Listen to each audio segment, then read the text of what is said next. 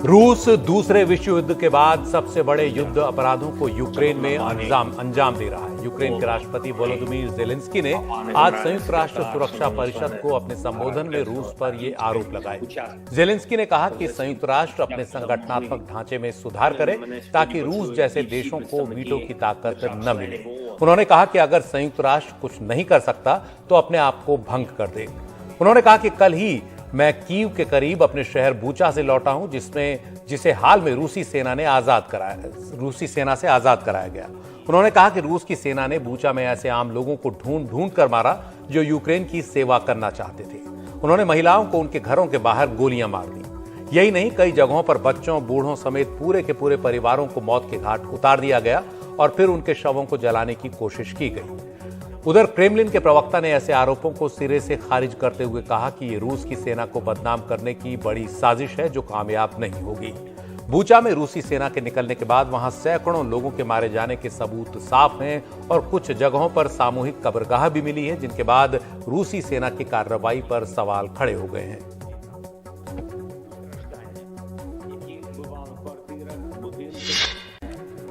दुनिया के जाने माने उद्योगपति एलन मस्क और अब ट्विटर के बोर्ड ऑफ डायरेक्टर्स में शामिल हो गए हैं। ट्विटर के सीईओ ने आज इस बात का ऐलान किया।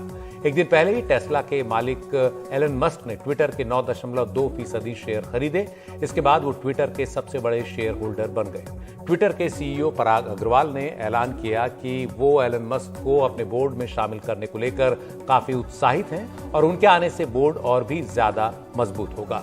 इस पर एलन मस्क ने कहा कि वो पराग और ट्विटर के बोर्ड के साथ मिलकर आने वाले महीनों में ट्विटर में कई अहम सुधार करेंगे।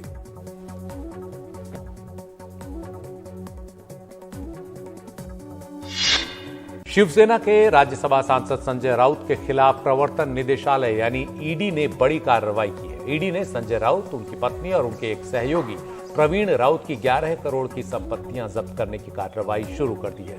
इनमें संजय राउत का अलीबाग का एक प्लॉट और मुंबई के दादर में एक फ्लैट भी शामिल है।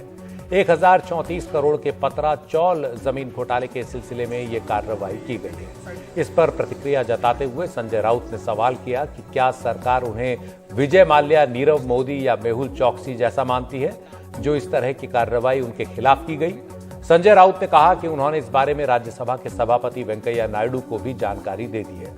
संजय राउत ने आरोप लगाया कि उन पर महाराष्ट्र सरकार गिराने का दबाव डालने के बाद ये कार्रवाई की गई। राउत ने कहा कि जनवरी में बीजेपी के कुछ वरिष्ठ नेताओं ने उनसे मिलकर पाला बदलने का दबाव डाला था और चेतावनी दी थी कि अगर ऐसा नहीं किया गया तो उन्हें इसकी कीमत चुकानी पड़ेगी। संजय राउत ने कहा कि मैं एक छोटे घर में रहता हूं, जो भी मेरे पास है मेरी गाढ़ी मेहनत से कमाया गया है। क्या जांच एजेंसी मानती है कि मेरे पास हवाला का पैसा है?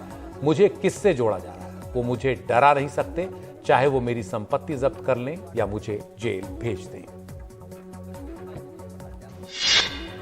दिल्ली की तीनों म्यूनिसिपल कॉरपोरेशंस को मिलाकर एक करने के विधेयक को लोकसभा के बाद राज्यसभा ने भी पास कर दिया है। दिल्ली म्यूनिसिपल कॉरपोरेशन संशोधन विधेयक के पास होने से उत्तर दिल्ली म्यूनिसिपल कॉरपोरेशन, दक्षिण दिल्ली म्यूनिसिपल कॉरपोरेशन और पूर्वी दिल्ली म्यूनिसिपल कॉरपोरेशन मिलकर अब एक हो जाएंगे।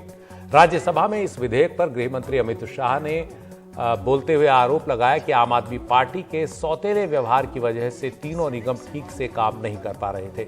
अमित शाह ने कहा कि 10 साल पहले जिन लक्ष्यों को ध्यान में रखते हुए दिल्ली नगर निगम को 3 हिस्सों में बांटा गया था, वो लक्ष्य पूरे नहीं हो पाए हैं और 3 हिस्सों में बांटने का अनुभव ठीक नहीं रहा है और लोगों को भी बेहतर सेवाएं नहीं दी जा सकी हैं।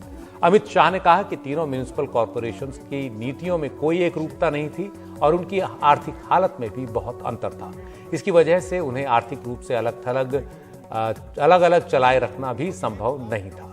सरकार की दलील है कि तीनों निगमों को मिला देने से अब नए निगम का काम बेहतर होगा, लागत भी घटेगी और पैसे का बेहतर इस्तेमाल हो पाएगा। उधर विपक्ष ने इस विधेयक को संवैधानिक आधार पर असंगत बताते हुए इसका विरोध किया और कहा कि इसे पास करना एक प्रशासनिक और राजनीतिक गलती होगी। बदलती राजनीतिक चुनौतियों पर मंगलवार को कांग्रेस संसदीय दल की बैठक में विचार हुआ। कांग्रेस सांसदों को संबोधित करते हुए कांग्रेस की अंतरिम अध्यक्ष सोनिया गांधी ने कहा कि ये वक्त आपसी मतभेद भुलाकर पार्टी को मजबूत करने का है।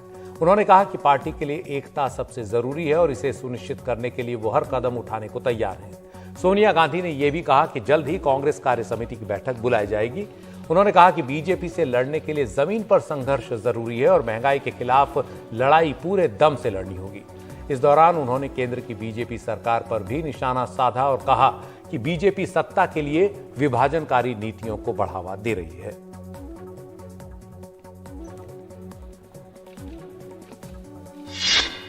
दिल्ली पुलिस की स्पेशल सेल ने तिहाड़ जेल में बंद काला जठेड़ी और लॉरेंस बिश्नोई गैंग के 5 शूटरों को गिरफ्तार किया है। ये लोग कारोबारियों से रंगदारी मांगने में शामिल थे।